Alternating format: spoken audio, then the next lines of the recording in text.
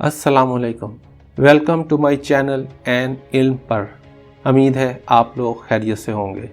17th century के आगाज़ में सब कॉन्टिनेंट, जो कि ईस्ट इंडीज़ के नाम से जाना जाता था, ताजरों के लिए एक गोल्ड माइन की हैसियत रखता था। यूरोप के ताजर यहाँ से silk, fabric, spices, potassium nitrate और बहुत कुछ बैरून मुल्क बेचकर बेइंतहा मुनाफा कमा रहे थे। 1600 में पुर्तगीज़ का कंट्रोल था यहाँ पर और 1700 में डच भी इस दौड़ में शामिल हो चुके थे।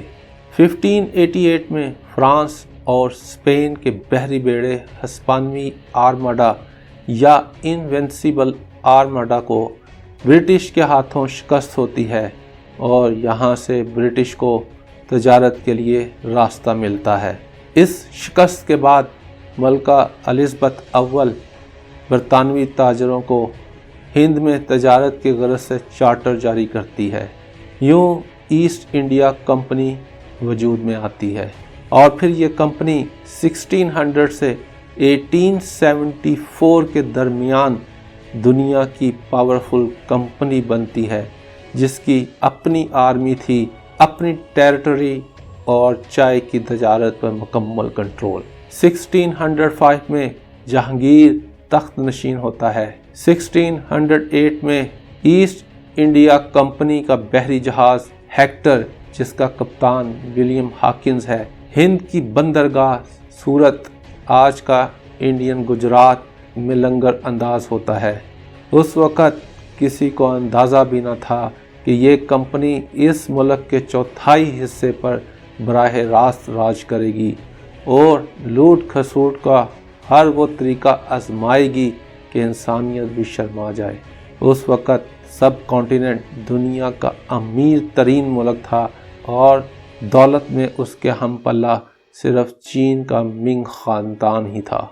जहांगीर से तजारत की इजाज़त मिलने के बाद ये कंपनी रेशम, पोटाशियम नाइट्रेट और बहुत कुछ बैरून मुल्क बेचकर मुनाफा कमाने लगी।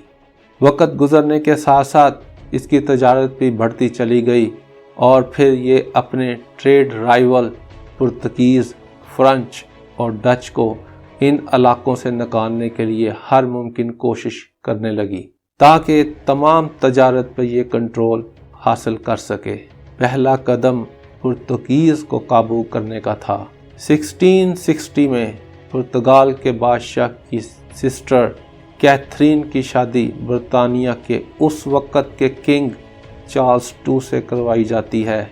उस वक़्त पुर्तगाल का बादशाह जहेज़ में अपनी बहन को बम्बई शहर देता है। 1661 में king Charles Bombay east India company को रेंट पर दे देता है।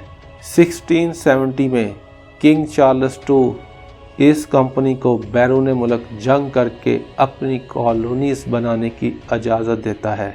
1671 तक ये कंपनी बम्बई, मद्रास और कलकत्ता पर मुकम्मल कंट्रोल हासिल कर चुकी है।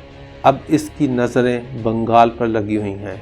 तजारत के साथ साथ ये कंपनी अपनी मिलिट्री डेवलपमेंट की तरफ भी कदम बढ़ा रही है और इस आर्मी में लोकल पॉपुलेशन को रिक्रूट किया जाने लगा। इसके साथ साथ ये कंपनी पॉलिटिक्स की तरफ भी देखना शुरू हो चुकी है। शुरू में बर्रे सगीर के हुक्मरान इस कंपनी से आर्मी रेंट पर हासिल करके आपस में लड़ते रहे, क्योंकि ये हुक्मरान अपनी आर्मी बनाने की तरफ तवज्जो ही न दे सके और अगर किसी के पास अपनी आर्मी थी तो वो उसको सही तरीके से डेवलप ही ना कर सका। बदले में ये कंपनी तजारत की इजाज़त हासिल करती और साथ बाज़ औक़ात ज़मीन भी लेती। इस तरह ये कंपनी हर तरफ फैलती चली गई और फिर 1757 की जंग प्लासी में 20 साला सिराजुद्दौला को लॉर्ड क्लाइव मीर जाफ़र की गद्दारी की वजह से शिकस्त दे देता है और यूँ बंगाल पर ब्रिटिश का कब्ज़ा हो जाता है। अनाम के तौर पर मीर जाफ़र को बंगाल का नवाब बना दिया जाता है और यूँ बंगाल की बर्बादी की एक अलग ही दास्तान शुरू हो जाती है। 1765 में मुग़ल बादशाह शाह आलम II को शिकस्त देकर ये हिंद पर हुक्मरान हुई। इस कंपनी ने इंसानी अलमियों जैसे कहत और खुश्क साली से भी फ़ायदा उठाया। कहत के दिनों में लगान और टैक्स बढ़ा दिए गए, यहाँ तक कि लोग रोटी के लिए अपने बच्चे बेचने पर मजबूर हुए। इस कंपनी की वहशत और दहशत हर जगह फैली थी। 2 जंगों में ब्रिटिश को शिकस्त देने वाले मैसूर के वाली टीपू सुल्तान की शिकस्त में ब्रिटिश के लिए घर के गद्दार ही काम आए। 1799 में जब कंपनी के लॉर्ड वेल्सली को टीपू सुल्तान की मौत की खबर दी गई तो उसने हवा में हाथ लहराकर कहा, आज मैं हिंद की लाश पर जश्न मना रहा हूँ। और यूं शेर की एक दिन की जिंदगी गीदड़ की 100 साला जिंदगी पर बाजी ले गई। इस कंपनी की अपने अरूज पर अपनी आर्मी थी जो कि 2,60,000 नफूस पर मुश्तमिल थी और तादाद में ब्रिटिश आर्मी से दुगनी थी। बरतानिया की आधी तजारत इस कंपनी के हाथों में थी और फिर इस कंपनी का ज़वाल भी शुरू हुआ और दिवालिया होने के करीब आ गई। तब 1813 में ब्रिटिश पार्लियामान ने ला पास करके दूसरी कंपनियों को भी हिंद में तजारत करने की इजाज़त दे दी। 1857 की जंग आज़ादी बरतानवी नौ आबादी निज़ाम की तारीख का सबसे बड़ा कत्लेआम था।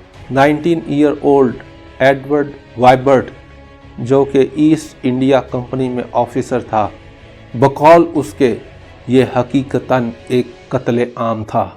मैंने पहले बहुत सारे खूनी और खौफनाक नज़ारे देखे, लेकिन जो कुछ कल देखा ये हकीकतन एक कत्लेआम था। मैं दुआ करता हूँ मुझे ये दोबारा देखना ना पड़े। ख़वातीन को छोड़ दिया गया, लेकिन इनकी चीखें अपने शोहरों और बेटों को ज़िबा होते देखकर सबसे दर्दनाक थीं। खुदा जानता है मुझे हमदर्दी महसूस नहीं हुई, लेकिन जब एक बूढ़ा सफ़ेद दाढ़ी वाला शख्स लाया गया और मेरी आंखों के सामने उसे गोली मारी गई तो ये इतना तकलीफ दे था कि इससे ज़्यादा तकलीफ मैं महसूस ही नहीं कर सकता। जंग आज़ादी के बाद मलका बरतानिया ने इस कंपनी के तमाम इख्तियारात ख़त्म कर दिए और इसकी आर्मी को ब्रिटिश आर्मी में ज़म कर दिया और बिल आखिर 1874 में इसकी आखिरी सांस भी निकल गई।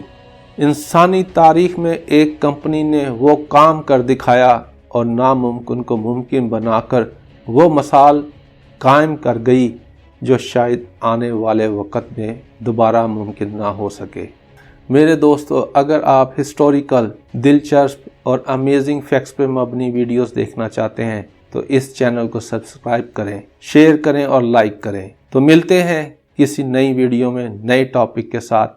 अपना ख्याल रखिए। God bless you.